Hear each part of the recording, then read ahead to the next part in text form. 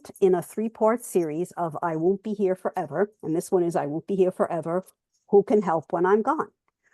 Trudy Grable will not be with us this evening, so you're stuck with only me, but she will be back on 10/16 for I Won't Be Here Forever. What practical steps can I take now? And I will put the link to that in the chat. So if you want to just click on it and register, you can. So our presenter this evening is the president of National Care Advisors, Adam Earl. Adam has over 16 years experience in healthcare operations, business development, and information technology. National Care Advisors is founded, owned, and staffed by nursing professionals serving individuals with complex care needs since 2008. And they offer life care planning, quality of life assessment, third-party benefit analysis, education, consulting, and case management, all of which I am sure Adam will explain. So I'm going to stop my share and give you Adam Earl. Thanks again for coming. Great. Well, thanks, Alyssa. I appreciate you inviting me to join you guys today. And thanks, everybody, for joining on the webinar here.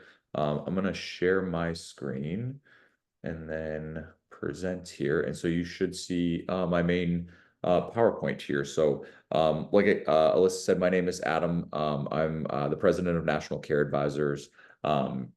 I've got a few things that we'll go through today. We're going to reserve much of the time for questions and answers at the end, though. So as Alyssa mentioned, feel free to enter those into the Q&A portion of the presentation, and she'll corral those for the end. But a lot of good information that we'll go through today. So I'll do a quick introduction. Alyssa did a great job of introducing me already, so I'll belabor that point too much, but we'll do a brief introduction. We'll talk about our approach to planning for individuals that have complex care needs, along with kind of the 5 pillars of life planning and how that relates to individuals with complex care needs. We'll talk a little bit about how we help folks to build a team and kind of our philosophy around that. And then once you have that team, helping you to document your vision to really kind of round out your plan for an individual who has complex care needs for the future. I'll end with a little bit about our services, just so you know who we are and what we do and how we can help. And then, like I said, we'll jump into the Q&A. So this is me. My name's Adam. I'm the president of National Care Advisors. I've been with the company for a little over 9 years now. We were founded specifically to help individuals with complex care needs. We define that very broadly. It's individuals with complex care needs is kind of a nebulous term, but we've kind of used different terminology over the years, but really kind of settled on this because the clients that we serve really span the gamut of individuals facing challenges. So we work with individuals that have developmental disabilities, cognitive impairments, mental health issues, substance abuse problems, really, you name it, any combination of challenges. And what really binds our clients together is that they just need some assistance achieving their care and quality of life goals. So that's who we serve. Our staff are a mix of nurse case managers, education consultants, and support staff that work with clients throughout the country in all 50 states. We even do some international work. We have a very large presence in California, up and down the coast, and in the central part of California as well. So very experienced with all the fun nuances that are the state of California when it comes to benefits and legal rules and all that fun stuff. So very experienced working with folks in your neck of the woods as well. So that's a little bit about us and about me. As far as our kind of approach, one of the things that we feel really strongly about when we're working with clients is that we need to bring to the table experts in various professions to best serve clients that have complex care needs. And what we kind of affectionately term is the 3-prong approach. So, that 3-prong approach is really all about collaboration and ensuring that individuals and their families have a team of professionals surrounding them to create a vision or a plan for the future collaboratively, so that we make sure we address all of the different aspects of that individual's life to ensure that they're well cared for both now and in the future. what we often find is that parents are facing a number of different challenges as they plan. One of the biggest questions we get is who will replace me when I can no longer care for my loved one? Also, kind of around that question is how much do I need to save to ensure that whoever does replace me can care for them in the way that I would like? Um, how does the aging process change with individuals that have special needs diagnoses, and how will that impact their longevity and their quality of life and their care needs as they age? How do current and future benefits play into their care and quality of life in the future? What's the value of those benefits? How do I make sure I'm maximizing them and preserving them over their lifetime?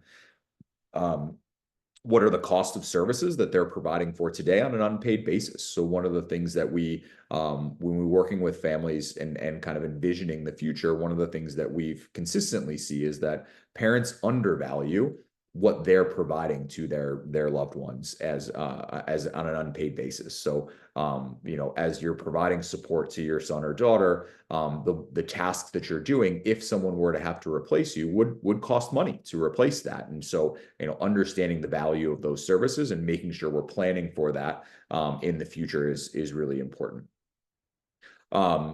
One of the things we also talk about with families is about their own life and their own elder care transitions and how that may impact their loved one with special needs or with complex care needs, and making sure that we're taking into account the quality of life of all family members, not just the individual with special needs. And so when we think about that, we're thinking about what parents want to do in their own retirement, or making sure that they have respite so that they can get a break and recuperate and recover from the work that they're providing, or the services that they're providing to their family members. And so we're really kind of thinking holistically and planning for the family, while obviously paying particular attention to an individual who has special needs, because they're our primary focus there. And then the second is, and the last one here is really the quality of life for successor generations. And so oftentimes we're working with family members to plan out, as I mentioned in the first question, who will replace a primary caregiver or a parent when they can no longer care for their loved one. Oftentimes that's successor generations. But how do we make sure when we create that plan that we're understanding what that successor generation's plans and vision for the future is themselves? If it's a sibling, they'll have their own family maybe one day and their own career goals. And how do we ensure that we're creating a plan that allows for that individual to have a high level of care and quality of life while still being a part of their brother or sister's life, and being able to help care for them as well? And so by bringing together this three-prong approach, which I'll get to in the next slide, we can begin to address a lot of these questions that parents are facing when they're planning for the future. So that three-prong approach really involves three groups of professionals. The first is legal advisors there at the top. Obviously, legal advisors are integral in helping to plan for your estate, to create special needs trusts, to create guardianships and powers of attorney and healthcare powers of attorney. In California, you call them conservators. But all the legal mechanisms that can help to protect individuals that have complex care needs, or that are unable to advocate for themselves, to help ensure that their funds are being secured, to ensure that they can continue to have access to public benefits over time, and have the legal mechanisms around to make that a reality. The second is financial advisors. Obviously, caring for an individual does cost money. We're hopeful that we can utilize benefits to cover a large portion of that, but almost inevitably there is some private funds that need to be used to improve the care and quality of life of for individuals that are facing these challenges. And so working with financial advisors to not only help plan for today and ensure that you have the funds necessary to enact your vision, but also to make sure that those funds that you maybe are leaving behind to care for them when you no longer can are sufficient, and that they're well managed and maintained. So financial advisors are really important in this picture. And the last is care advisors. So, we have the legal advice, we have the financial advisors, and then there's an important piece of this that's oftentimes missing is care advisors to help families to develop the care plan, right? To develop the actual kind of practical day-to-day plan that will be necessary to ensure that the individual has a high level of care and quality of life. And so care advisors are integral in helping to understand what housing options may be available, what caregiver support may be needed, what therapies and provide medical providers and medications and socialization activities and kind of everything that's in kind of the day-to-day life of that individual, to really kind of create that plan and practical roadmap for the future. Care advisors oftentimes also have a particular expertise in public benefits and ensuring that not only you have access to those benefits and you maximize them, but then you maintain access to those benefits over that individual's lifetime. And so by combining these three different groups of advisors, we feel like we can, families can create the most long-lasting and achievable plan for care and quality of life for an individual with special needs. So, how do we build this team? I think, it can be daunting, right? You see all these, names and hear these different folks. How do we build that team? I think one important thing to start with is it's not going to be one person. So, I mentioned a common question, and oftentimes the first question that we get when we work with families is, who's going to replace me as a parent or as a parental unit, right? Who's going to replace mom and dad when they're no longer able to care for their son or daughter or for their loved one? I think one of the things that we are very kind of forward about is that no one person can replace a parent. Whether you have typical kids or kids that are facing medical challenges, we all know no one can replace mom and dad. And so what we very much advocate for is building a team of people that can help fill the roles that mom and dad have played over that individual's lifetime. And that kind of goes back to this three-prong approach of making sure that you've got a team of financial advisors, a team of legal advisors, and a team of care advisors. Now, I think it's really important to note that this can be comprised of family members, it can be comprised of friends, it can be comprised of professionals, or any combination of that. And what's really important as you build the team is to make sure that you fully understand who's going to fill that role. Are they capable of it? Do they have the skill set? Do they want to do it? And kind of when they will take over that role and at what point in that person's life. And so when we're talking about financial advisors, there may be a financial planner, there may be a trustee or fiduciary and successors to that. There may be a trust advisory committee that doesn't have any, responsibility necessarily to implement the trust, but they can make decisions about who is the trustee and help advise on expenditures and those types of things. Legal advisors, obviously, a special needs and estate planning attorney is very important. But who's going to be the conservator or guardian for this individual if they're under conservatorship or guardianship? Who will have power of attorney? Who will have healthcare power of attorney? Who can make some of those really important decisions when an individual is incapacitated or can no longer make decisions for themselves. And again, these can be friends or family or professionals, but ensuring that we have the right people in those roles, and that you, when you're making those decisions about who's in those roles, understand what they can and can't do, when they can and can't do it, and how that will work in a practical real world scenario. And so by working with special needs attorneys or estate planning attorneys, you can help to understand some of that. And then obviously care advisors, so case managers like our firm that really kind of help at a higher level to help plan for the future and kind of coordinate care.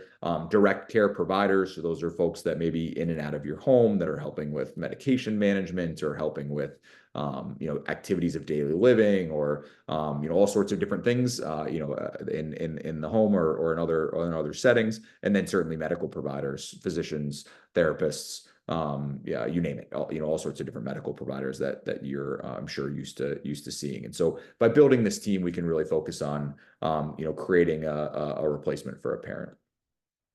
I like this slide. I think it kind of clearly illustrates the challenges that a lot of parents are facing when creating a plan for an individual that has complex care needs. There's kind of 5 pillars here. Medical and healthcare is pretty obvious. Living support, our housing and education, those types of things. Government benefits, financial solutions, and legal and administrative tasks.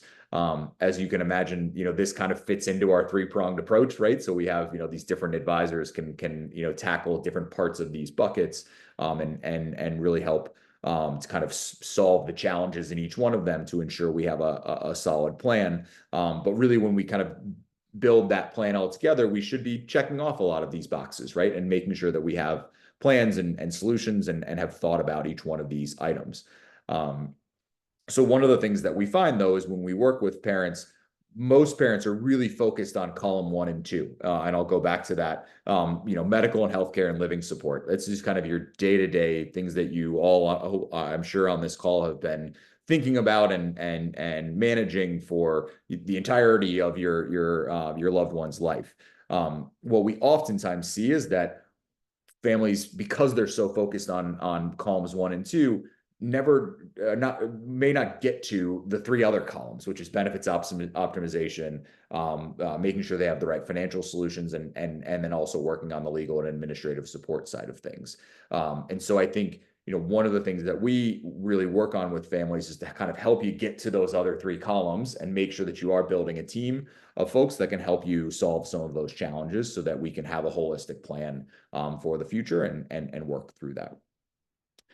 The way that we help with that is starting to think about the vision for the future. So when we're in, when you're working with when you're helping your son or daughter or managing kind of their day-to-day life, you're in kind of that column 1 and 2, thinking about medical challenges and kind of housing and kind of home life.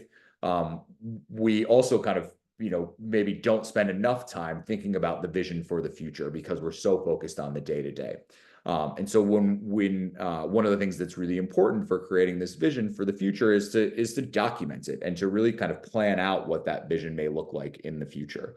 When we think about creating this vision, what we're really doing is incorporating kind of an analysis or an understanding of the medical care and medical challenges that the individual is facing, the housing and caregiver solutions that are needed to overcome some of those challenges. And then how do we make sure that we're maximizing and utilizing public benefits assistance to manage or fund or support all those challenges that they're facing. And so when we go through to kind of document this vision, we're really kind of developing a vision for the future and understanding where they're going to live, what caregiver support there's going to be needed in both the short, medium, and long term, how we're going to utilize public benefits to accomplish that. What other resources are available from a private family funding standpoint, what unpaid family time, love, and energy we can use to help accomplish that plan, and kind of create this vision for the future. And so by putting together this vision for the future of using columns A, B, and C there, we can create a quality of life vision or plan for this individual that maps out their future and how it helps you build some peace of mind in that plan. When we build that plan, there's really only 3 ways to accomplish any plan when we think about it. The first is that unpaid family time, energy, and love. So I mentioned that before. Parents oftentimes undervalue or have a hard time analyzing the value of that unpaid time that they're giving. And so when we think about the supports that you're giving your son or daughter, what would happen if you were no longer able to do that due to your own health challenges or because something catastrophic happens to you? How would we replace those services or that support that you're giving to your loved one? And so kind of understanding that. The second way to accomplish the plan is third-party benefits. And so we want to make sure we understand what the individual is eligible for today, how to maximize those benefits, how to preserve those benefits over time, and how those benefits may change over that individual's lifetime as well. And then finally is private family funding. So oftentimes when we create this vision, there's a portion of it that will be accomplished by family and love and support, a portion that will be covered by third-party benefits, and then a portion that will be needed to be funded privately. And so understanding what that bottom line number is so that we can develop a financial plan that matches that vision is important. Then once we have this vision of what the future may look like, we can work with financial and legal advisors in the last 2 pillars, D and E, to make sure that vision is enabled. So by creating things like special needs trusts or creating a financial strategy to support the private funding that's necessary. And so that's you know, how we kind of develop this plan using those 5 different pillars. When we work with families, we create what's called a quality of life plan. So the quality of life plan is kind of a distillation of all that I just talked about, and it's really you know, creating a succinct plan that's written down that outlines that vision for care and quality of life over that individual's lifetime. It includes all sorts of different categories of items that are important to that individual's care and quality of life. I mentioned a few of them already: housing, transportation, caregivers, providers that they're seeing, medications that they're utilizing today, benefits that they're on. I'll talk about that in a second. But also things that are, you know, maybe not in those big categories, but are really important to you as a family or to that individual. When we write quality of life plans, we include things like religious services that are really important to the family that we want that individual to continue to have access to, regardless of who their primary caregiver is. We have some folks that write into the quality of life plan certain foods that they like, or activities in the community that they want to be able to do. We had one person that really loved chocolate pudding, and the parents were insistent that they wanted anybody who ever cared for their son or daughter to know that that their son loved chocolate pudding, and they always wanted him to have access to that because that was really important to his quality of life. So we talk about big things, and then we talk about, you know, those small things that really bring joy to that individual, that are maybe bigger than the price tag that is attached to them. And then, you know, along with that kind of, you know, written document of a plan, we talk about who those successors are going to be in that person's life. So family advisors, caregivers, you know, the folks that are actually going to implement and execute that plan, start to think about on a practical basis who's going to fill those roles, and help families to understand kind of not only what that vision is, but who's going to execute that vision and make it a reality. Alongside that quality of life plan, we also do a benefits analysis. So I mentioned this before. Obviously, benefits plays a big role in helping to fund and provide resources for the plan that we develop. And so within that quality of life plan, it's really important for families to understand what benefits their loved one is currently receiving, what benefits they're entitled to, even if they're not receiving them today, and what the potential for future benefits may be. As I mentioned, a lot of benefits eligibility changes over that individual's lifetime, and I'll talk about that in a second about a timeline, but really understanding how those benefits may change. In that benefit assessment, when we do it, we oftentimes create recommendations on how to access and maximize and maintain those benefits. I have a couple examples of benefits on the screen here, kind of the big ticket items: Medicaid, waiver services from Department of Health and Healthcare Services, Social Security, Medicare. But there are all sorts of other benefits that aren't kind of the well-known ones or the big ticket items. And so things like Veterans Affairs, ACA, privately funded insurance, insurance through your employer, housing assistance, food assistance, utilities, education benefits. There's a ton of different benefits out there that folks are eligible for, and really making sure that we're tapping into those benefits and maximizing them, because they can make a big difference in the funding stream that's necessary to accomplish the vision that we have outlined for that individual. One step that's often kind of missed in creating this vision is creating a timeline, and how this may change over how the vision for an individual may change over that individual's lifetime. Oftentimes when we're creating a quality of life plan, we're not just creating one model, we're creating 2, 3, maybe 4 different models of what that vision may look like as time passes. And so we start to think about this in terms of life transitions. Sometimes those transitions have to do with benefits. So for example, at age 18, a whole lot changes for an individual with that's eligible for benefits that has special needs or a disability. At age 18, they're their own household, so they may qualify for Social Security, Medicaid, other DD services that they didn't qualify for prior to age 18 because their parents' income disqualified them from those benefits. And so at age 18, we see a lot of changes in those benefits, and we want to make sure we plan for that and are prepared for it. Also at age 18 is a really important time to establish powers of attorneys at a minimum, but a guardianship or a conservatorship if that's appropriate for that individual. Remember that once they're an age 8, once they reach 18, they're an adult.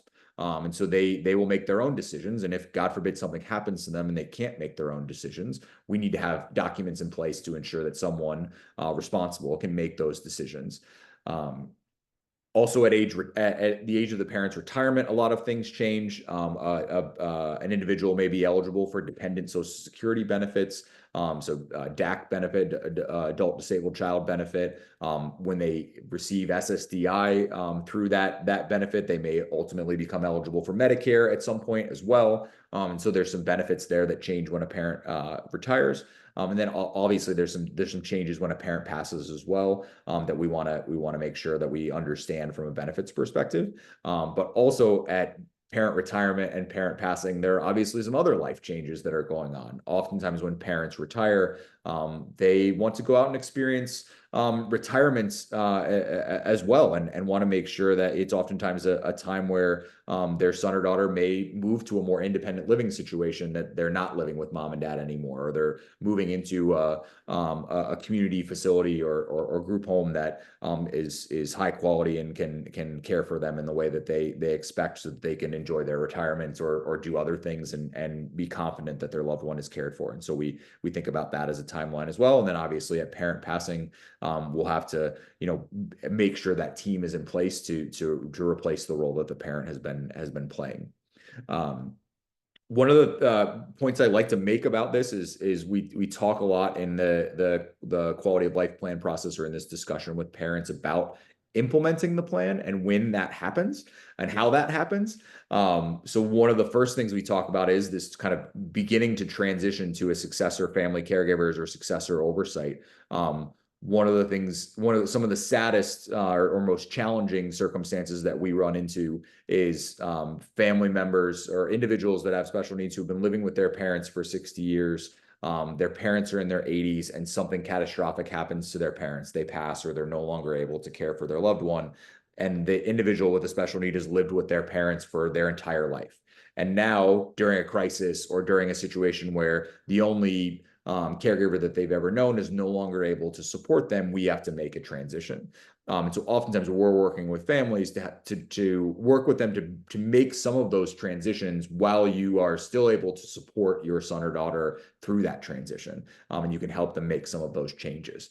And so we kind of talk through when the best timing is to do that. It's different for every family, but certainly it's important to have that discussion and as much as possible avoid making some of those transitions and changes in crisis or in a situation that we have to, as opposed to a situation where we're in control of how that works out.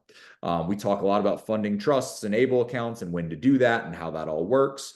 And then obviously transitioning to an adult living situation or an end of life situation, some of those transition time periods that cause a lot of stress, but also we want to make sure are successful, because oftentimes we see when we aren't planning those well, we can see regression, or a transition to an adult living situation that doesn't go as planned, and then we have to try again. So just making sure we plan those out really well. This next slide, I just think it's illustrative of the challenges that we're talking through. So in the purple is kind of the traditional planning timeline for families with typical kids, right? You were thinking about college and retirement and estate distribution, kind of the inflection points that happen in a traditional planning timeline. And then obviously this isn't everything, but certainly more in a special needs planning timeline, where we're talking about school interventions and IEPs when they're younger, transition planning as they age out of the school system, guardianship and Medicaid and all those benefits changes that I talked about at age 18, moving to potentially residential placement or employment or other socialization activities at age 22 is certainly different. SSI and SSDI and DAC benefits at retirement, and kind of it goes on and on there. So it just kind of illustrates some of the complexities that we're trying to alleviate and help understand and put some sense and some process around, so that we can give some peace of mind to families and help them plan for the future. When we do this quality of life plan, one of the things that we also focus on is developing an expenditure model. This is an example of one.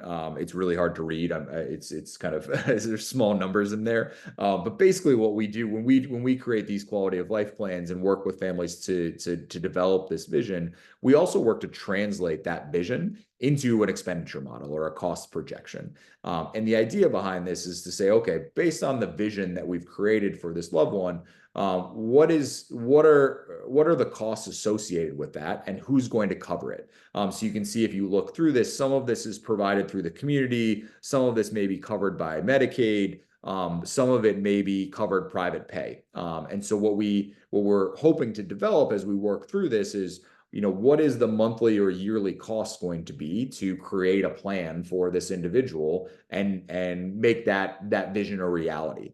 And what that expenditure model will then do is help you to plan financially for that eventuality. And so our goal when we create this expenditure model is to say, in this example, it's, that you can see it's $7,000 a month to create this vision. The specific numbers are neither here nor there. We have some folks that, it's $2,000 a month and some that it's $20,000 a month. But the goal there is to come up with a realistic number that you can then share with your financial advisor and say, okay, if I need a plan that costs, or if I have a vision that costs $5,000 a month, do I have a financial model or a financial structure that maybe is set aside into a special needs trust that can fund $5,000 a month for the rest of my loved one's life if something catastrophic were to happen to me today?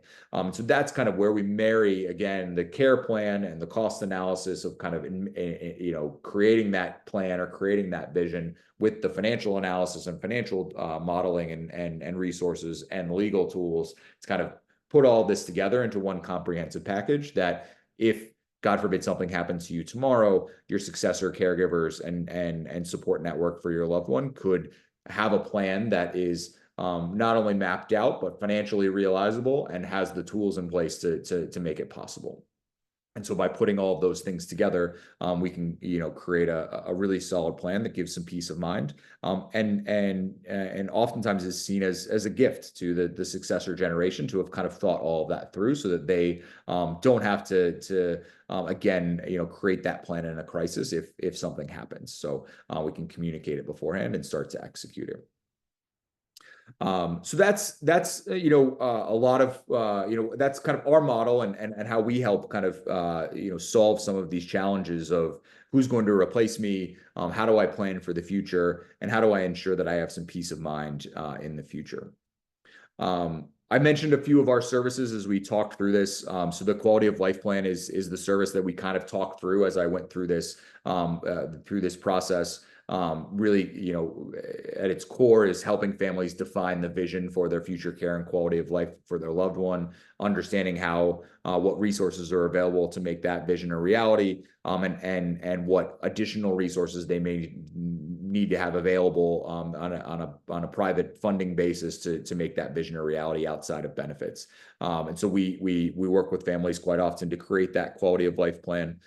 We also do help families on telephonic benefits assessments, where we're speaking with them over the phone to help them understand what current benefits the individual has available to them. How do we access those benefits? How do we maximize them? How do we make sure we're preserving those benefits over their lifetime, and providing recommendations on that in any given state or location?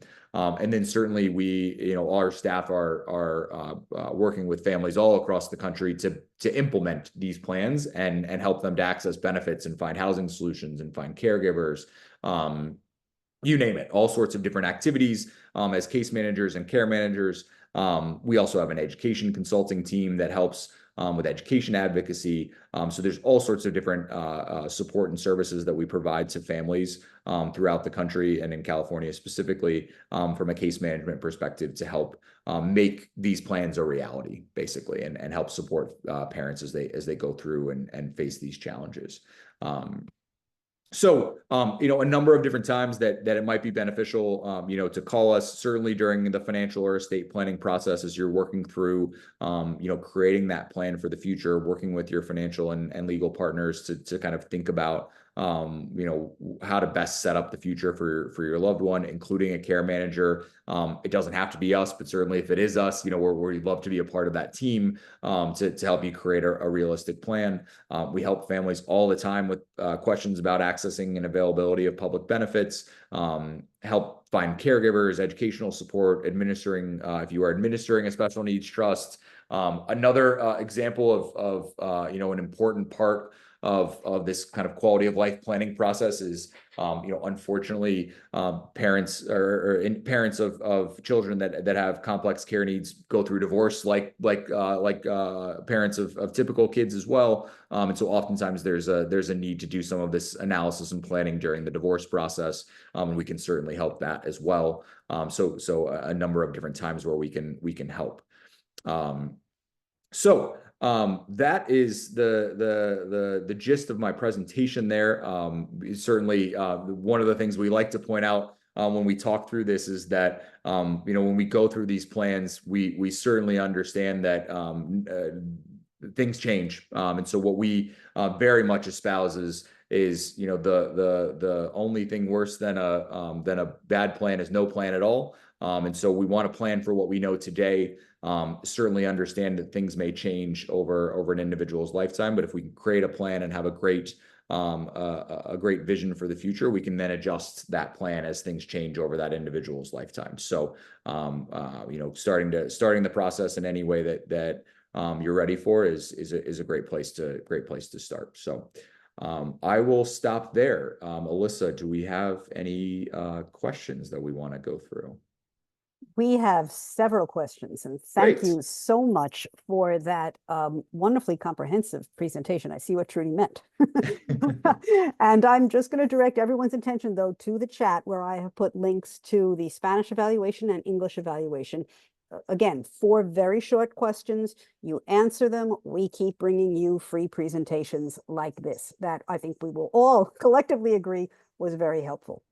So to start the questions, a lot of questions about working with regional centers, Sure. whether a regional center funds your services. And I can only think that people are thinking about the self-determination program. There was actually a specific question about what service code would someone use to put into their spending plan with the self-determination program. So all those kind of regional center questions. Yeah, sure. So yes. So the short answer to the question is yes, we do work with the regional center quite a bit. The traditional way we work with the regional center is advocacy, right? So we can help parents to advocate with the regional center to ensure that you're maximizing the benefits that you're receiving from the regional center on kind of a traditional basis where they're paying for services directly, and you're utilizing the services in kind of the traditional old school way that we've all accessed regional center benefits in the past. So we can help from an advocacy standpoint. The new age way to work with regional center is through self-determination funds, right? And I think we're all trying to figure out how to best work that system because it's relatively new. But what we found recently is that we have been approved by regional center to be funded by self-determination funds. So we have in several instances been approved in a budget for self-determination funds to fund services like a quality of life plan or case management services, any number of different things. I think the 2 common ones that we've seen so far are the quality of life plan and for benefits services that are beyond regional center, like Social Security advisory services and things like that. But we're just kind of starting to tap into what else we could potentially be approved to do. Now, I don't know the specific code. That's a little bit too in the weeds for me right now. But what we have found is that there are, and so most of you are probably aware of this, when you have a self-determination fund, there's normally an advisor assigned to you or someone to help. You have someone that kind of helps coordinate the budgeting process and those types of things. Those folks are typically great resources to help kind of ensure that you are coded the right way and those types of things. If not, we can certainly help with that too and kind of track down those answers. I know there's a bunch of different payers that are helping facilitate payments. They're oftentimes a really good resource to kind of sort all this out to make sure that we submit the right things to the right people and that those funds are used appropriately. But yes, certainly we can be, our experience has been so far that the regional center can be a source of support for our services. I'll mention two other things really quickly on that front too. We can absolutely be paid out of a special needs trust, and we can absolutely be paid out of an ABLE account. So those are two other sources of funding that are able to be used to help pay for our services and obviously any number of other services as well. So.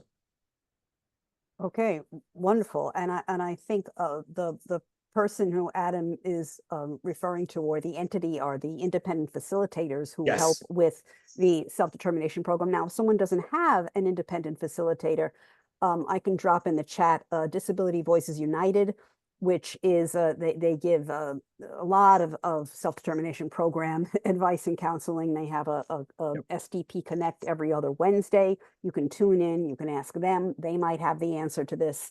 I'll put that in the chat. And also the financial management service was also the place that Adam was referring to. They're the holders of the money. Someone there might also have the answer to this. Exactly. Yep. But Thanks, wonderful that so you actually have clients in California who are using SDP funds to fund at least those two things you talked about, the plan, the life plan, and case management services. Well, Exactly. that's wonderful to hear. Yep. Okay. So is a quality of life plan the same as a person-centered plan? And if not, how is it different? You'll have a lot of people on tonight who understand what a person-centered support plan is, because Trudy Grable has trained them very well. Yeah. I think that there is a lot of overlap between them. I think, and I know that there are folks that can help develop a person-centered plan. There are also kind of self-help guides, I think, to creating your own person-centered plan. We don't necessarily follow that same kind of methodology or the, terminology or the kind of the same structure that's in that process. But I would venture to guess there's quite a bit of overlap in what we're talking about when we're creating a quality of life plan. I haven't compared them side to side, to be honest with you, to know what differences there are. I think, one of the things that we are very clear about when we work with families is that we try not to give you homework, right? So when we work to develop a quality of life plan, our motto is you talk, we listen, we write. So we'll suggest things that you should come prepared to talk about, but you're not filling out a questionnaire. You're not sending reams of paperwork or medical documentation or those types of things. It's an interview process. And we try to take that burden off of you. Obviously we charge a fee for our services. So, that is what it is. But we understand that you've got a ton on your plate. And so we try and take that burden off of you to help create that plan. And then the second part of it is, we've done thousands of these, right? So we work with over 900 clients a month. We've worked with, 10,000 clients over the life of our business. And so we've done this over and over again. And we have a network of 60 plus professionals that do this, and they work together to help kind of share that knowledge. And so kind of having that expertise behind developing a quality of life plan can be really helpful for folks that, oftentimes, when you're a parent going through this, you have one, maybe two kids, maybe more, but, you've done this once, twice, maybe three times, and you don't know what you don't know. And so, having that help and that resource behind you can be really helpful. Certainly doesn't mean that folks aren't successful doing it on their own. Many are. And so I don't want to discount that. Your kids best. But if you're looking for some help, kind of walking through this, we can be a resource on that front. Okay, wonderful. Are there any financial advisors who specialize in the field of special needs financial planning, which I'm sure there are? You can check the PHP resource directory. But do you have any suggestions? Do you give out referrals for such professionals? Great question. So, and I'm going to lump this in with financial advisors and attorneys. So I'm glad you asked this question, because I should have said it in my presentation. When you're building your team, one of the things that's really important is to find professionals that have experience working with individuals that have special needs or complex medical needs. there are in all three of those prongs, right? There are folks that specialize in this work, and there are folks that dabble in this work. And if it was my kid, I would want somebody who specializes in it, right? And so you will find folks that have written one or two special needs trusts and claim that they know how to do special needs planning, or they've worked with a few families that have special needs kids, and they understand a little bit about benefits, but they've only done it a couple times. Same thing with care managers that maybe focus on elder care and dabble in the complex care arena or special needs arena. And so one of the things that we very much are proponents of is finding those experts in the field. Now there are a number of resources to find them. Obviously, PHP sounds like has a network of folks that they've worked with in the past that they can recommend. We can certainly recommend those as well when we work with clients. We're happy to refer folks out if you're looking for someone.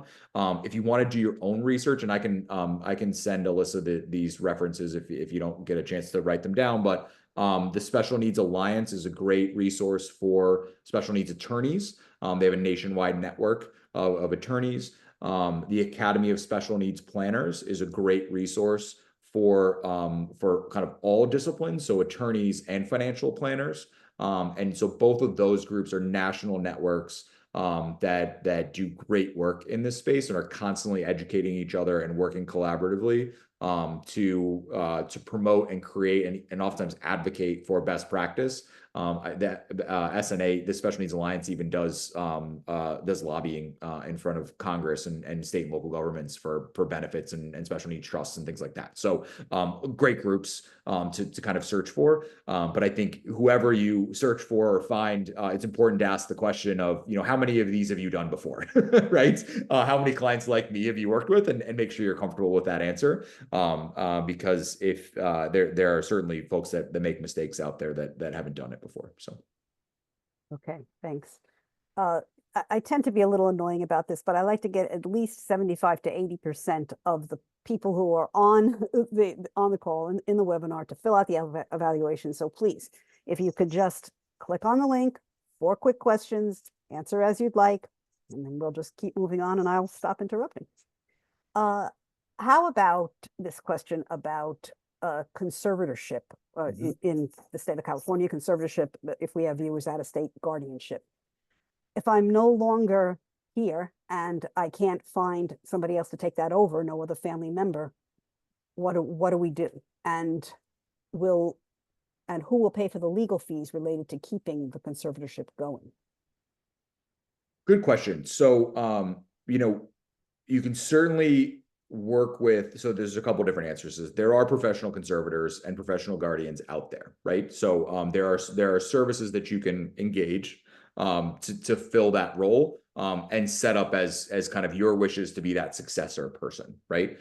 You can also set successors to be family members and other folks too in your estate plan as you work through that with a legal advisor as you kind of set up your estate plan, kind of who you want that successor to be. But there are certainly privately paid folks to do that. It can be more of a challenge to find someone who's a non-family member or someone else to kind of fill that role. But there are certainly resources out there. Now, if to answer kind of a little bit of the question I think you're getting at is, if I don't designate who that person is, what will happen? The state will fill that role if no one else can, right? So someone will step in to take care of your loved one in the event that you're no longer able to or you pass, if you don't designate who that person will be. And so that you can be rest assured that they won't be, the state won't leave them without a conservator. But obviously most parents are of the mind that they want to pick who that person is, right? And so it's important to kind of work through that exercise with your attorney. Most attorneys will have a good reference network too of kind of who those professional conservators or professional guardians can be. And some of them will fill that role themselves as well. So it's just a question that you can ask them. We do those searches for families as well too. So if you're interested, we can help match you up with a professional conservator and help you you find those. As far as who will pay the legal fees for keeping the conservatorship, that's something that will, should be built into your estate plan and the quality of life plan that we're developing, right? So if you have the need for a professional conservator, a professional trustee of a special needs trust, there will be fees associated with those professional services. And it's important to kind of make sure we understand that when we're building out our financial plan. The costs vary kind of depending on the need and complexity of the case. They can vary based on the amount of assets that are under management and who's managing those assets. So it's hard to give a good number about what that fee may be. But as you talk to those folks, who may be able to fill in as a conservator in the future, you can ask them kind of what their fees may be. In California, you have unique roles of what are called professional fiduciaries. So they're not traditional trustees. They're not typically affiliated with a bank. They're independent. But oftentimes those professional fiduciaries will both serve as a trustee of the funds, so whatever inheritance that individual receives through a special needs trust or something else, but they may also serve as a conservator as well. So there's some kind of unique roles in California that are different than other states. Other states have fiduciaries too, but California, it's more widespread. So there's all sorts of resources to kind of find those as well. The best place to find that would be to work with your attorney as you're drafting your estate plan to make sure you name an appropriate person for that role. Okay, thanks. In the beginning of this chat, I did put in the registration link to a conversation about fiduciaries with Great. Stephen Dale, who is an attorney who runs the Golden State Pool Trust. Yep. I'll drop that in again when I have a chance. But how about somebody would love a sample template of your quality life plan? I bet they would. Yeah, it's a good question. We don't provide a sample of the quality of life plan, unfortunately. I'm happy to, if you want to have a further discussion about kind of what's all included in that, I'm happy to meet with you. Someone from my business development team is happy to meet with you. We oftentimes will show a sample of it in a Zoom meeting like this, so you can get an idea of what it looks like. But the template that we use and everything that we include in it is something that's proprietary to us. So we don't typically share that, unfortunately. But happy to talk through it and answer any more detailed questions that you have about it if you're interested. So. Okay, great, thanks. And I did drop into the chat the Special Needs Alliance and the Special Needs Planners links that you were talking about. Perfect. And I will save the chat. I will send copies, or not me personally, but I have help with doing this. Send the copies of all the links that showed up in the chat. So you'll get that with the copy of the slides later this week, early next week. And as I said, the recording will be available in 2 to 3 weeks in the e-learning library. Someone is in Orange County and would like to know how to contact your agency service. Yeah, absolutely. So I saw that. So I just put on the screen my email address and my direct phone number. So you're welcome to reach out to me. We have a dedicated business development vice president. She's out on the West Coast. So I'm happy to connect you to that person. If you forget all of this, just go to nationalcareadvisors.com, and on every page, there's a button that says contact us. You can fill out a few quick answers and type in your question, and somebody will reach out to you within a business day. So there's a number of ways to get a hold of us. Like I said, you're welcome to reach out to me directly, but certainly you can go to our website as well. If you forget my name and who I am, we'll connect you with the right person. So thanks. I like this question because it's something I think about. I'm interested in resources for my adult for when the plan falls apart. Yep. Could he call and hire hourly if needing help figuring out how to access his special needs trust, or needs help selling a family home, or needs help, Yeah. doing anything? Yeah, great question. So I think I'll flip back here to the services slide. So that case management down at the bottom is kind of the answer to this question. So the short answer is yes, right? So we actually, the majority of the work that we do is helping individuals that have special needs or complex care needs face life's challenges, right? And help them to overcome them. Now, how we're typically engaged, there are kind of two different ways. If the parents are still with us and they're helping their son or daughter overcome these challenges, we're engaged directly by that parent to help overcome those challenges. Oftentimes, parents can kind of navigate those things on their own, and they maybe need some minimal help, so it's not as extensive. But in the future, when parents are no longer with us and we have, say, a special needs trust set up, and maybe it's being managed by a corporate fiduciary or by a bank trustee, or even by a family member, we are often hired directly by the trustee of the special needs trust to help the individual with those complex care needs manage the challenges that happen. So kind of to your question, when the plan falls apart. And so common things that happen in those situations are, the individual receives a letter from Medicaid that their benefits have been cut off, or they cut their Social Security payment by a third because Social Security got wind of something that caused their benefit to be slashed, or their caregiver quits, or they need to move, or they're no longer the living situation that they're in is no longer suitable because their care situation is deteriorated or they're aging themselves, right? So any number of different challenges. We've done everything from help folks buy groceries to fix their washer and dryer. There are all sorts of things that life that happens to all of us, and that folks that have a disability or special needs struggle to manage on their own. And so we are often engaged directly by the trustee, as a kind of resource to that special needs trust to help overcome those challenges. And we're paid to do that. And it is on an as needed basis. There's no minimum or maximum. It's task based to help me solve this specific challenge. And we jump in, solve that problem, and can jump back out. Or there's some clients that have the resources and have the need to kind of be involved with us for their entire life. We certainly have clients that we've worked with for all 16 years we've been involved because they just have a layer of complexity that requires constant support. And so it's as much or as little as is needed, but we can certainly do that. Yep. Okay. How complicated would it be to move the adult dependent from California to another state? And we're assuming you work in all 50 states. This is a great question. So we do a lot of work on this front. So a couple things that I will mention. I mentioned the benefits analysis that's on the screen here, the telephonic benefits assessment. Before you move to any states, I would recommend, if you don't do it on your own, at least do it on your own. But if you don't do it on your own, hire somebody to help you to do a benefits analysis into the state that you're moving into.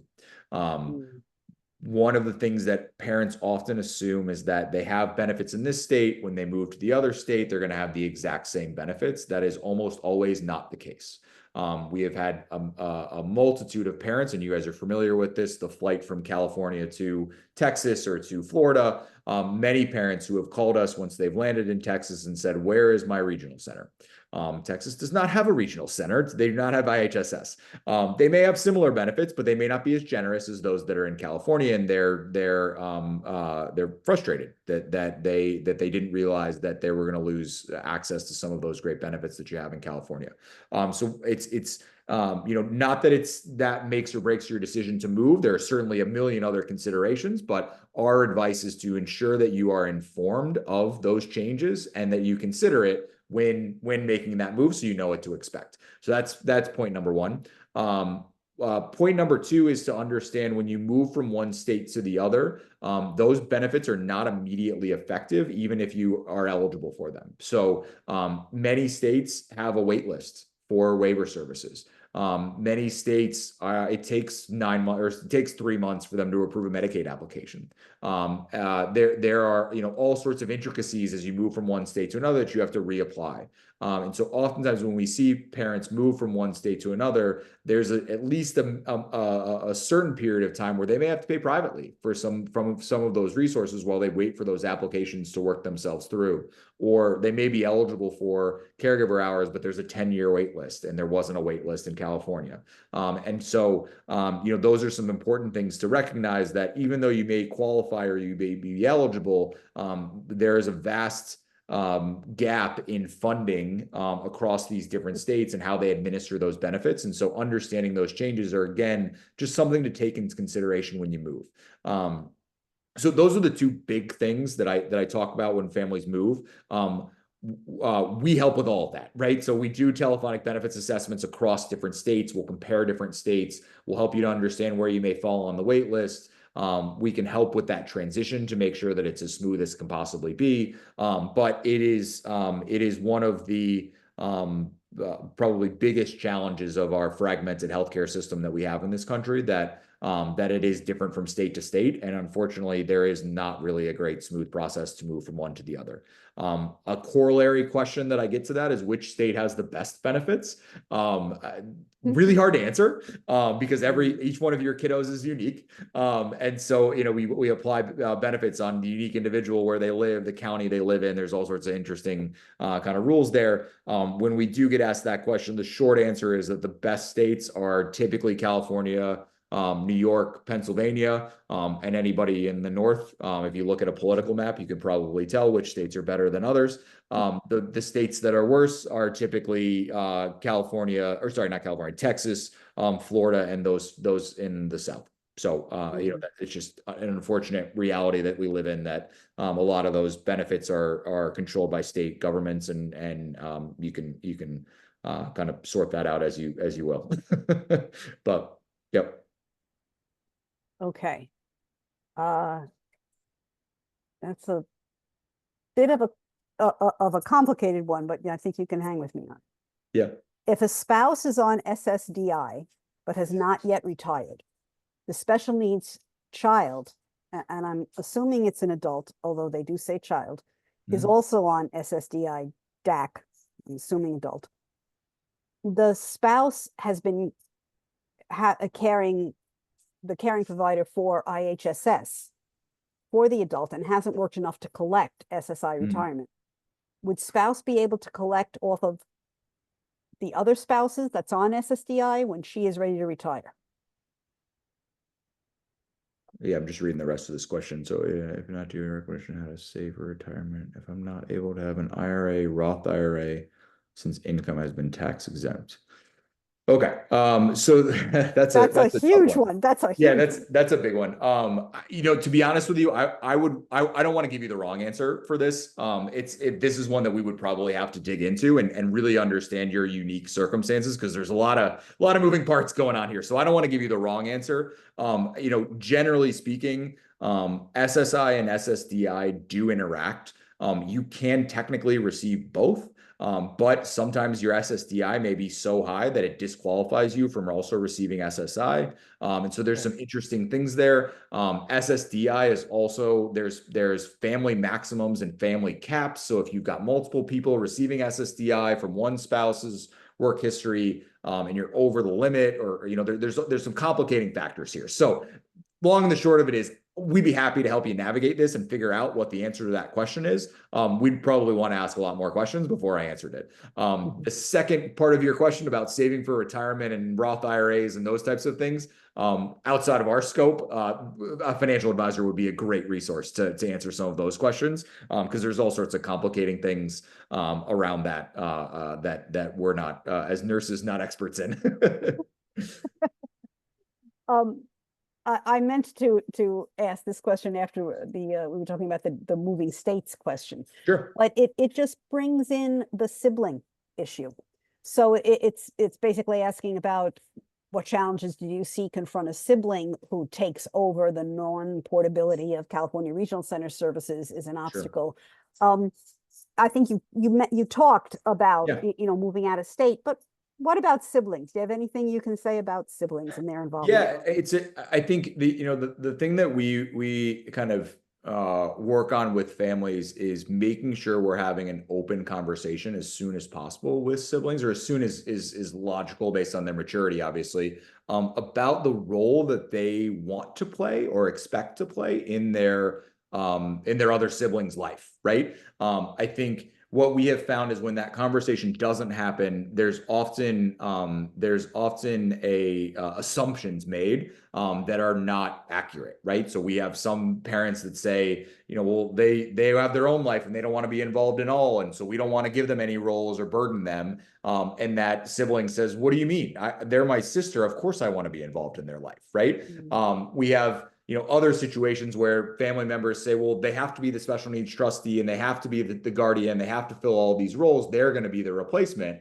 And the sibling says, I want to be involved in their life, but I also don't want to be burdened by that, right? I want to have my own life and not feel like I can't move across the country to, explore great things or travel the world or develop my own family. And so it's important to have that conversation, I think, and make sure not only you're open in that line of communication, but everybody's on the same page about what it means to fill a role that has a legal responsibility, right? Being the trustee of a special needs trust is complicated. There's a lot of rules. You got to file taxes.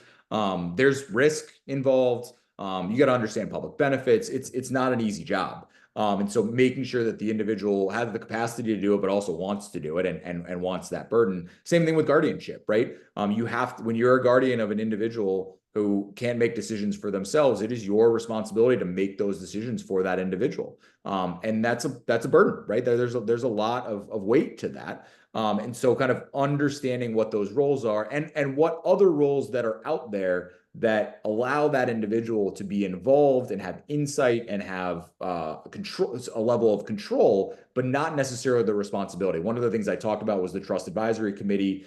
There's roles like the trust protector. So there's different roles that a trust advisory committee, for those who aren't aware, have visibility into the trustee's financial decision making and can advise on those expenditures. They also sometimes have the power to fire the trustee, right? So they have oversight over it, but they don't have the actual responsibility of administering the trust, right? So you can hire a professional to do that, but you still have a family member that has insight and control and has oversight over that individual as the trustee. And so working with your attorney to really understand those roles and what role the sibling will play is really important. The other thing that we try to, that we talk about with families a lot is, again, it goes back to ensuring that we're contemplating the quality of life of the entire family, not just the individual with special needs. I think it's really hard for families to kind of shift that mindset sometimes because they've been so focused on the individual who has the most challenges and that they focus their entire life on. But one of the things that we think about is, what happens when that sibling has their own life or has to make decisions that maybe are in their best interest, but not necessarily in the best interest of their sibling? How do they navigate that? And how do we, give them permission to make those decisions and not feel guilty or have, animosity or kind of ruin that? Oftentimes when we see siblings that are filling the role of a trustee or a guardianship, they lose that sibling relationship and it becomes more of a parental relationship. And sometimes that's a challenge, right? It's hard to not be your sibling, right? And to kind of have that great relationship that you have with a sibling, and then now all of a sudden have, all this responsibility over your sibling. That can sometimes ruin the sibling relationship. The other thing that we see, and this is can be a challenge, is we have seen situations where the sibling is made the trustee of a special needs trust for an individual with a disability. It's funded plenty well. They're making decisions. Everything's great. They have their own family and they end up with a family member themselves that has a disability or a special need. That can introduce a lot of challenges because we've got now a special needs trust that's for the sole benefit of an individual with a disability, and they have these funds to care for their brother and sister, but they have their own child now that has a disability that they then have to care for as well. And so you can see that it can get complicated, right? And so I think the best thing I can say is to have an open conversation about it and understand your options. There is no right or wrong answer to this, right? Families do it in a million different ways. What we try and do is inform and help advise on kind of the practical realities of it, help point you in the direction of the legal folks that can help you make some of these kind of really complicated legal decisions. And then, it's up to you to choose kind of the best path for your family. But it's really important to think through it and to not make assumptions and make decisions that, all parties aren't involved in. So that's my spiel. I'll get off my soapbox. That's a good spiel. Ask those essential questions, Yep. early and often. I'm going to direct everybody's attention to those evaluations again, just, one more round. If we can get in another, 15 or so, I'd be happy.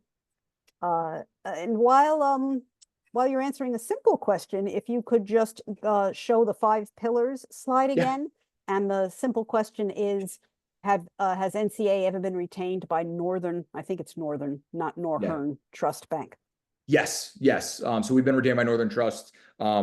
There's most major national banks we work with all across the country. Our primary book of business is working with bank trustees to help administer special needs trusts. And so we certainly have a great network of trustees that we work with that do a lot of great work administering trusts. So absolutely.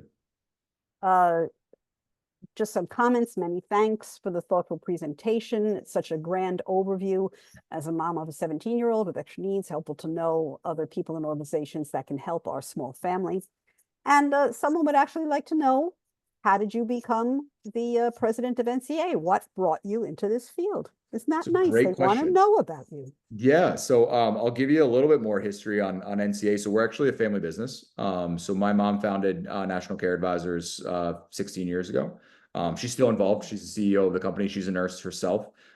She worked in public health and workers' comp case management and catastrophic care case management, and kind of recognized this need for a unique service offering for families like yours, and founded this business 16 years ago. And so I joined 7 or 8 years ago after initially starting my career in healthcare as well, but not this particular field. So I've got a background in healthcare, and have joined the family business since. So yeah, it's wonderful to work with Anne, the founder of the company, and help grow the business. But we've seen great success, and are excited to not only grow a great business, but to do good in the work that we do, and help families like yours. It's really meaningful to us, and we're excited to continue to grow our presence across the country. So, Well, I am very grateful that Anne started this business, and that you decided to help grow it with her, and that you decided to come and speak with us